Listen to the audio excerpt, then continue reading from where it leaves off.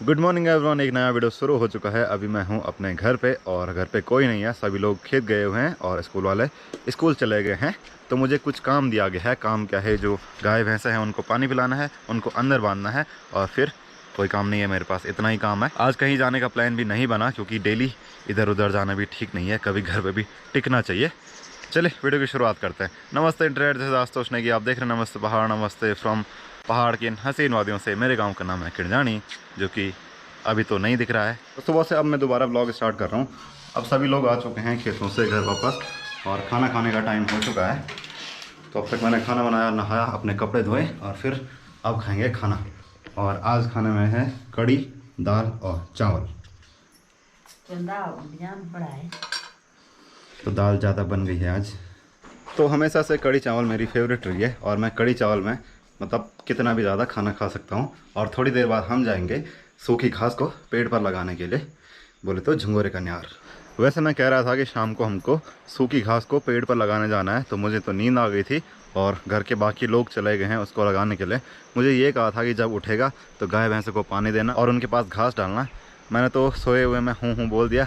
अब मैं सोच रहा हूँ कि अगर मैं थोड़ा देर में उठता या फिर 5-6 बजे उठता तो क्या होता। खैर मैं सही टाइम पे उठ गया हूँ और यहाँ पर आप देख सकते हैं झंगोरा और भी खाली हो चुका है, इसकी मंडाई हो गई है। और साथ में ये जो चौक की लिपाई की गई है वो इसलिए की गई है ताकि झंगोरे के बीच ये जो पत्थर है ना, इनके गैप के अंदर ना फंसे और कम से कम नुकसान हो। तो कुछ ऐसा होगा झंगोरे की मंडाई करने के बाद। और इसको कूटेंगे या फिर चक्की पर ले जाएंगे, तब इससे बढ़िया बीज निकलेगा। अब तो शायद ही बहुत कम लोग होंगे जो झंगोरे को खाते होंगे, झंगोरे का भात बनाते होंगे, झंगोरे की खीर बनाते होंगे या फिर कफलू होता है एक, वो भी बनाते होंगे। पहले के टाइम पे काफ़ी लोग इस चीज़ को यूज़ में लिया करते थे। अब तो ये केवल गाय भैंसों के काम ही आता है। मैं तो अपने यहाँ की बात कर रहा हूँ। अब आप कमेंट बता सकते हैं कि आपके यहाँ झंगोरा खाते हैं कि नहीं खाते हैं। तो अभी मैं इनको पानी दे के आता हूँ।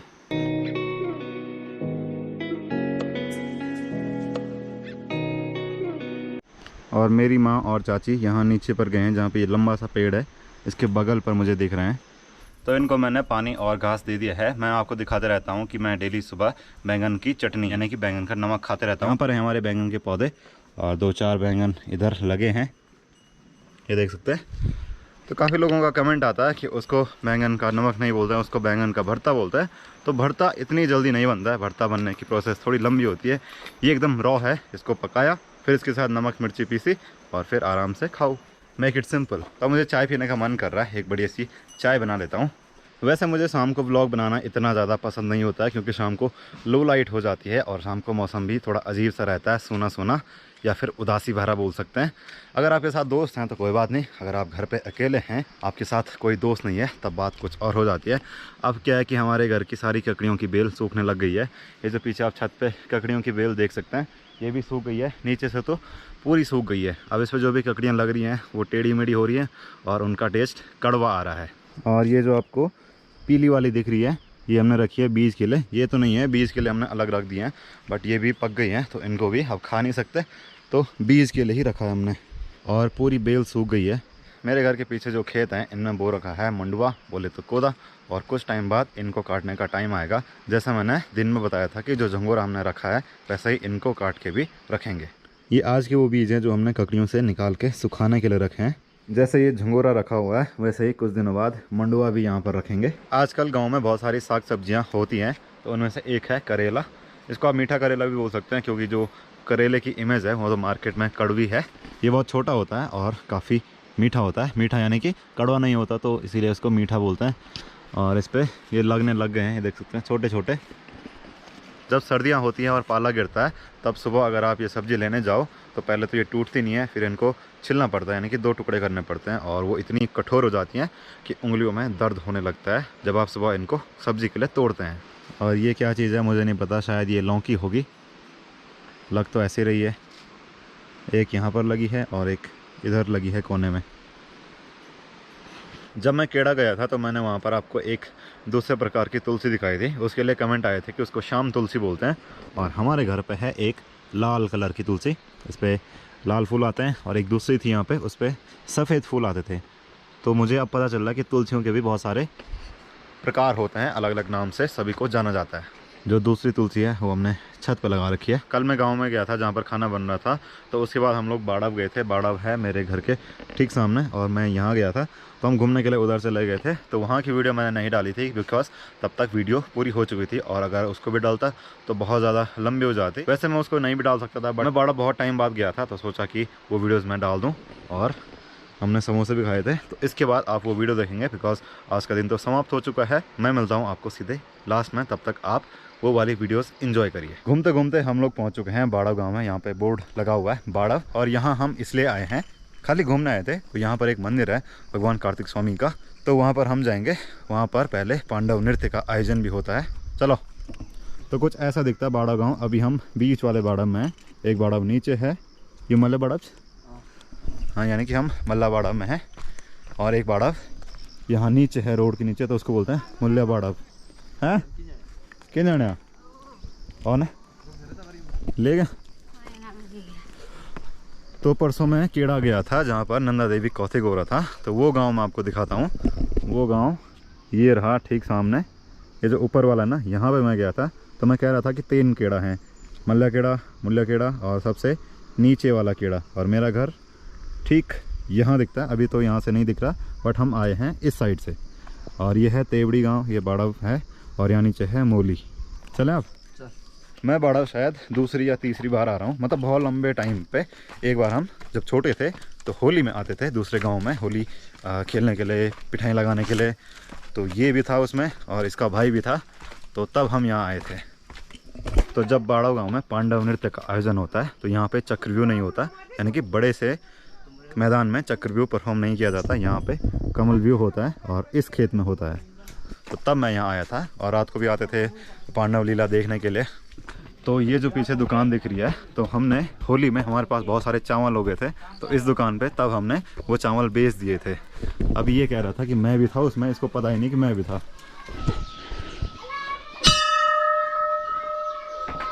जय कार्तिकेय। अच्छा, तो हेलो गाइस, जय 5 पांडव। तो ये है वो मंदिर भगवान कार्तिक स्वामी का, और यहीं पर पांडवों के बाण भी रखे जाते हैं। तब की यादें ताज़ा हो गई। और यहाँ पर स्टेज लगा रहता था। ये वो चौक है जहाँ पर पांडव नृत्य होता था, और हम लोग तब छोटे छोटे थे और यहाँ आया करते थे। इसके बगल में है कांदी गाँव। तो यहाँ से कुछ ऐसा दिखता है कांदी गाँव सामने।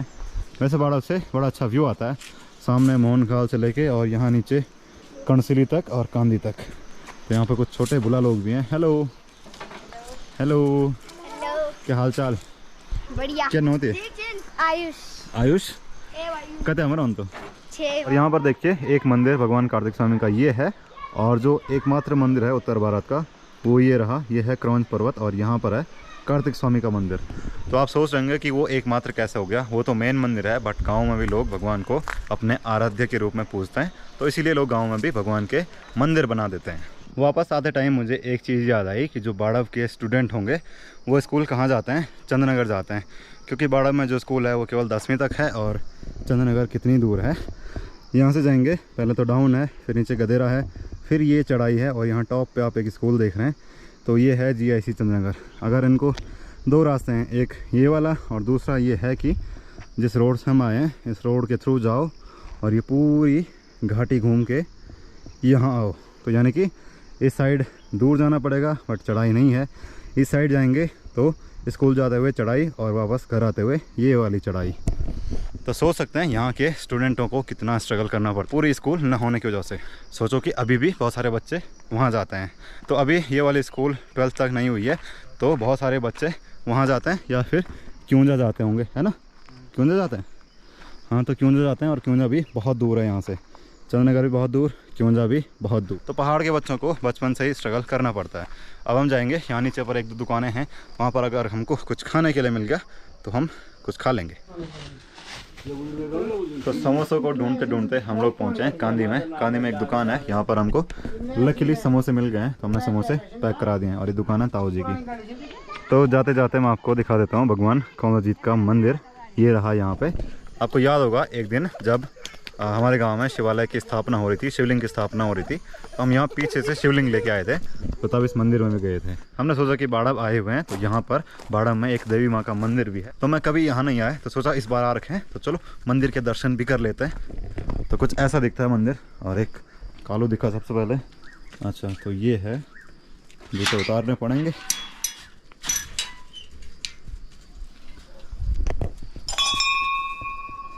क्या बात है।